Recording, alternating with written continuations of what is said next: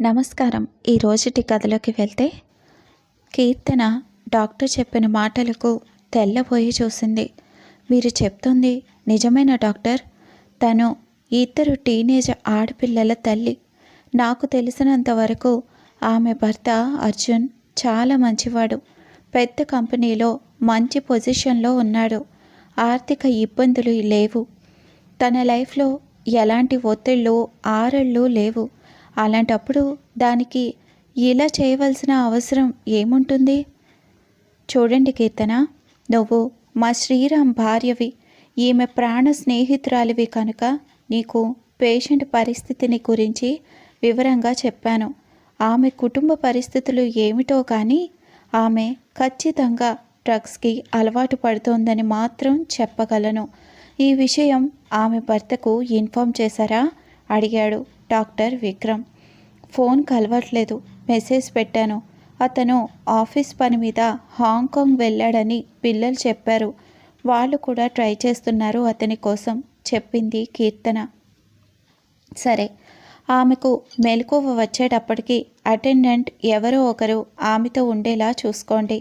అసలే తీవ్రమైన డిప్రెషన్లో ఉందామె. నేను మధ్యాహ్నం మళ్ళీ వస్తాను చెప్పి వెళ్ళిపోయాడు విక్రమ్. నేనే ఉంటాను తన దగ్గర, అంది కీర్తన ఆందోళనను అణుచుకోవడానికి ప్రయత్నిస్తూ. రాధిక, కీర్తన చదువుకునే రోజుల నుంచి మంచి స్నేహితురాళ్ళు. కీర్తనను డిగ్రీ అవుతుండగానే పెళ్ళైపోవడంతో ఆమె పిల్లలు రాధిక పిల్లల కంటే పెద్దవాళ్ళు. ఆమె భర్త శ్రీరామ్ డాక్టర్. కీర్తన పెద్ద కూతురికి పెళ్ళయింది. 4 నెలల క్రితం కూతురి డెలివరీ కోసం ఆస్ట్రేలియా వెళ్ళి వారం క్రితమే వచ్చింది కీర్తన. మధ్యాహ్నం కీర్తన భోజనం చేస్తుండగా సడన్గా రాధిక వాళ్ళ మెయిడ్ రాధిక ఫోన్ నుండి కాల్ చేసి, కీర్తనమ్మ, రాధికమ్మ బాత్రూంలో స్పృహ తప్పి పడిపోయిందమ్మా. సారు వేరే దేశం వెళ్ళి ఉన్నారు. పిల్లలు కూడా కాలేజీకి వెళ్ళి ఉండటంతో ఎవరికి చెప్పాలో అర్థం కాక మీకు చెబుతున్నాను అని కంగారుగా చెప్పేసరికి కీర్తన గబగబా వెళ్ళి ఆమెను హుటాహుటిన హాస్పిటల్లో అడ్మిట్ చేసింది. తరచూ స్నేహితురాళ్ళిద్దరూ ఫోన్లో సంభాషిస్తూ ఒకరితో ఒకరు తమ వ్యక్తిగత విషయాలు పంచుకుంటూనే ఉంటారు. ఇద్దరి మధ్య రహస్యాలేమీ ఉండవు. తను ఆస్ట్రేలియాలో ఉన్న ఆ 4 నెలల్లో రాధిక ఇంట్లో ఏమైనా జరిగిందా? అయినా తను అక్కడున్నా కూడా అప్పుడప్పుడు తను రాధిక ఫోన్లో మాట్లాడుకుంటూనే ఉన్నారు కదా. ఒకవేళ నేను కూతురిని పాపాయిని చూసుకునే హడావిడిలో ఉంటానని నాతో ఫ్రీగా ఏదైనా పంచుకోలేకపోయిందా రాధి? అయినా ఓ పద్ధతైన సాధారణ ఇల్లాలు అసలు ఇలా డ్రగ్స్కు ఎలా అలవాటు పడింది? ఆలోచిస్తుంటే బుర్ర వేడెక్కింది కీర్తనకు. మనసులో లేదామకు. అది హాంకాంగ్లో ప్రసిద్ధి చెందిన హోటల్ డిస్నీల్యాండ్. హైదరాబాద్లోని డి ఈషా గ్రూప్లో ఫైనాన్షియల్ ఆపరేషన్స్కి వైస్ ప్రెసిడెంట్గా పనిచేస్తున్న అర్జున్ మారెళ్ళ ఒక వారం రోజుల క్రితం కంపెనీ పని మీద హాంకాంగ్ వచ్చాడు. ఒక్క హాంకాంగ్కే కాదు, వివిధ దేశాల కొత్త కొత్త పెట్టుబడుల నిర్వహణల సమూనాలను సమీక్షించడానికి, కంపెనీ పెట్టుబడులను ఏ విధానంలో విస్తరించాలో అవలోకన చేసే నిమిత్తం బిజినెస్ టూర్స్ చేస్తూ ఉంటాడు. ఆ రోజు రాత్రి 8 గంటలకు అర్జున్, లీనా, జుమాని ఆ హోటల్కి డిన్నర్కు వచ్చారు. ఎదురెదురుగా కూర్చున్న వాళ్ల చేతుల్లో ఖరీదైన షాంపైన్తో నిండిన glasses. Oscar de la Renta designer wear pink short ఫ్రాక్లో లీనా కళ్ళు తిప్పుకోలేనంత అందంగా ఉంది. ఆమె అందమైన లిప్స్టిక్ పూసిన పెదవులు ఆ విద్యుత్ దీపాల కాంతికి మెరిసిపోతున్నాయి. మాటిమాటికి అర్జున్ కళ్ళల్లోకి తన కళ్ళను కలుపుతూ మత్తుగా నవ్వుతోంది.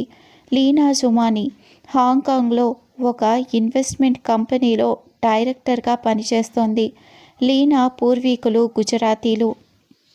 లీనా తల్లిదండ్రులు లీనా పుట్టక ముందే వ్యాపార నిమిత్తమై చైనా వచ్చేశారు. తరచుగా బిజినెస్ టూర్కి హాంకాంగ్ వచ్చే అర్జున్ అంటే మోసపడుతోంది. కవ్విస్తూ సమ్మోహనపరిచే ఆమె సాహచర్యాన్ని అర్జున్ కోరుకుంటున్నాడు.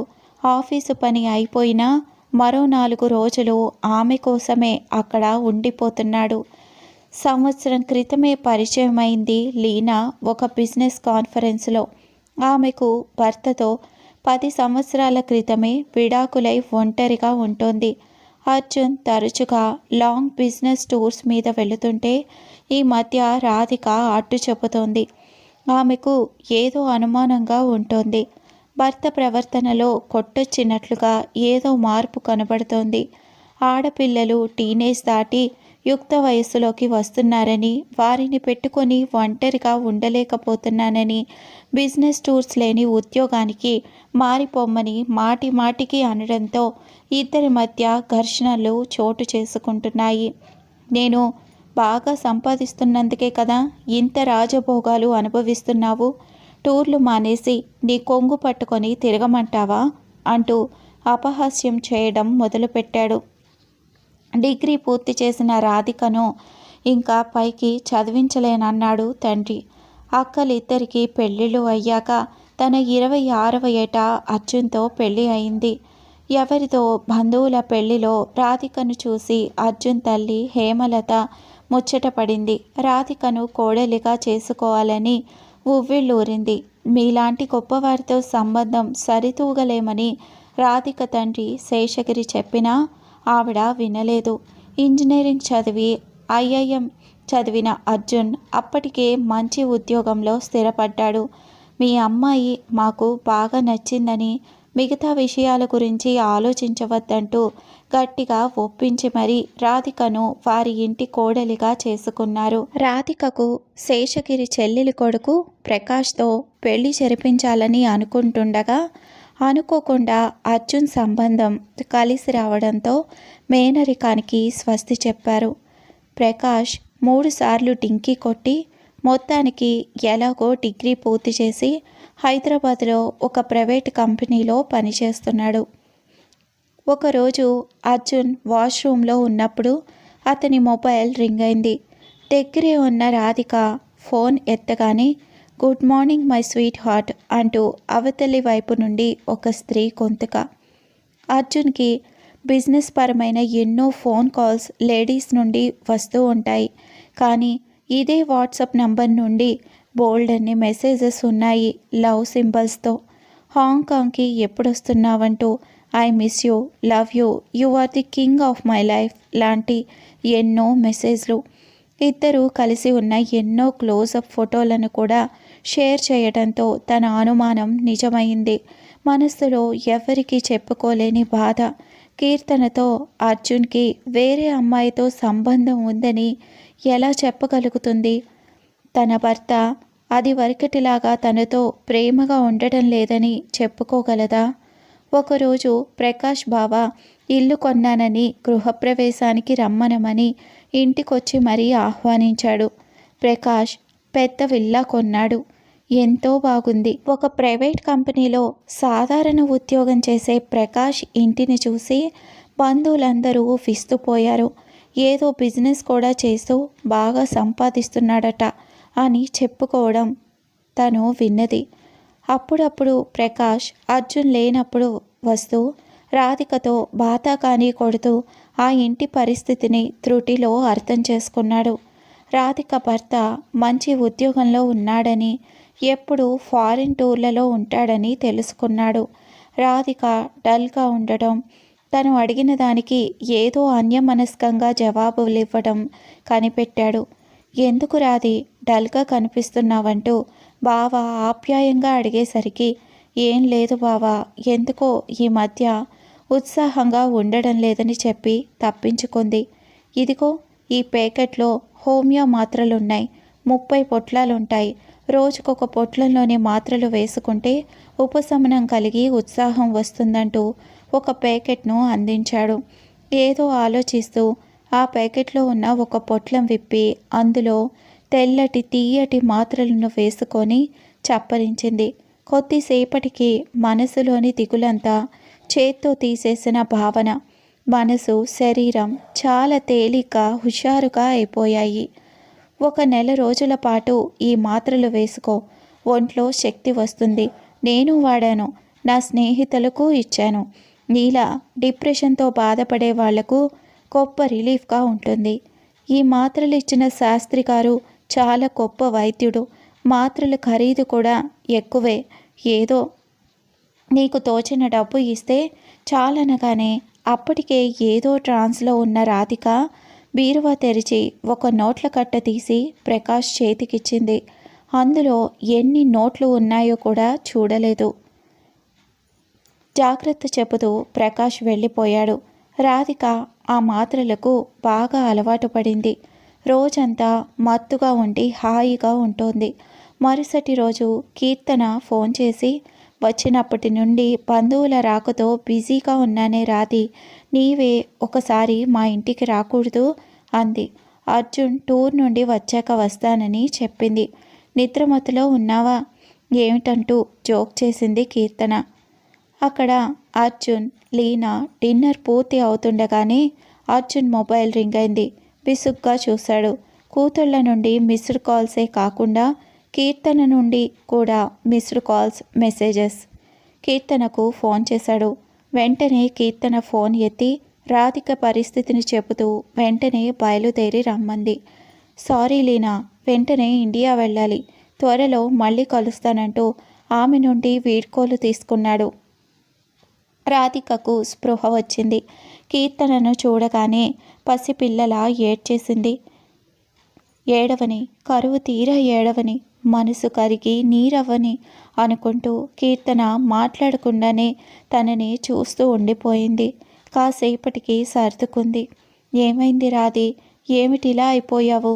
4 నెలల క్రితం నేను ఆస్ట్రేలియా వెళ్లే ముందు చూసిన రాధివేనా? నీ ప్రాణ స్నేహితురాలిని. నీ మనసులోని బాధ ఏమిటో నాకు చెప్పాలనిపించలేదా? రాధిక దుఃఖంతో వివసురాలవుతోంది. నాకు బ్రతకాలని లేదే అంటూ అర్జున్ హాంకాంగ్లో మరో స్త్రీ సాంగత్యానికి అలవాటు పడ్డాడని చెబుతూ ఏడ్చేసింది. డ్రగ్స్ తీసుకుంటే నీ బాధ తీరిపోతుందా రాధి? ఎంతో పద్ధతిగా ఉంటూ అర్జున్కి తగిన ఇల్లాలివనిపించుకునే నీవు డ్రగ్స్కి అలవాటు పడటం ఏమిటి? తీక్షణంగా ప్రశ్నిస్తున్న కీర్తన మాటలను మధ్యలోనే ఆపేస్తూ, నేను తీసుకోవడం ఏంటి? నువ్వేమంటున్నావో నాకు అర్థం అవటం లేదు కీర్తన. డాక్టర్ చెప్పారు నువ్వు సివియర్ డిప్రెషన్లో ఉన్నావని. నువ్వు తీసుకోవడం వల్లే కళ్ళు తిరిగి బాత్రూంలో స్పృహ తప్పి పడిపోయావని. నిజమే, నేను డిప్రెషన్లో ఉన్నాను. ఒకరోజు బావ నా పరిస్థితి చూసి హోమియో మాత్రలు తెచ్చి ఇచ్చాడు. అవి వేసుకున్నప్పటి నుండి హాయిగా ఏ బాధలు ఆలోచనలు ఉండడం లేదు. నిన్న ఉదయం లేచి బాత్రూంకి వెళ్తుంటే కళ్ళు తిరుగుతున్నట్లుగా అనిపించింది.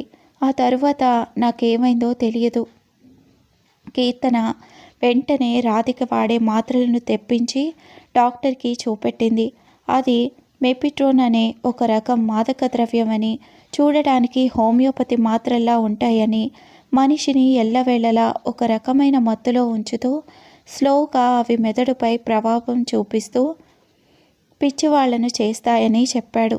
కొద్ది రోజుల నుండే తీసుకుంటున్న మూలాన ఇంకా దాని తీవ్రత అంతగా లేదని చెప్పాడు. డాక్టర్ మాటలు విన్న రాధిక తెల్లబోయింది. బావ తనను మభ్యపెట్టి డబ్బు కోసం మోసం చేసినందుకు బాధపడింది. అర్జున్ ఫ్లైట్ దిగి హాస్పిటల్కి వచ్చేశాడు. అతని అంతరాత్మ అతన్ని నిలకడగా ఉండనీయడం లేదు. రాధికకు తాను చేస్తున్న అన్యాయం అర్థమైంది. ఏమిటో గిల్టీగా ఉందతనికి. రాధికను తాను ఎంతో ప్రేమగా చూసుకునేవాడు. మనసు చాపల్యంతో తాను దారి తప్పడమే కాదు, తన భార్యను, పిల్లలను పూర్తిగా విస్మరిస్తున్నాడు. అర్జున్ని చూడగానే కీర్తన తన ఆగ్రహావేశాన్ని దాచుకోలేకపోయింది. చూడండి అర్జున్, అతి చనువు తీసుకొని అంటున్నానని అన్యథా భావించకండి. మా రాధిక భర్తగా మీ మీద నాకు ఎంతో గౌరవం ఉండేది. మీ ఇద్దరిది అన్యోన్యమైన సంసారమని మురిసిపోయేదాన్ని. టీనేజ్లో ఉన్న 2 ఆడపిల్లలను పెట్టుకొని మీరిలా ప్రవర్తించడం బాగుందా? రాధి మీ ప్రవర్తనకు, డిప్రెషన్కు లోనై ఇలా అలవాటు పడుతోంది. దానికి ఏదైనా అయ్యి ఈ ప్రపంచం నుండే వెళ్ళిపోయి ఉంటే అని అనగానే కీర్తన మాటలకు త్రుళ్ళిపట్టాడు. అతని కళ్ళల్లో పశ్చాత్తాపం, మనసులో నుండి దుఃఖం తన్నుకొస్తోంది.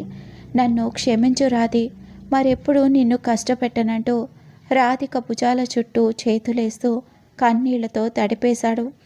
ప్రకాష్ గురించి సమాచారం అందుకున్న పోలీసులు అతన్ని వెంటనే అదుపులోకి తీసుకున్నారు.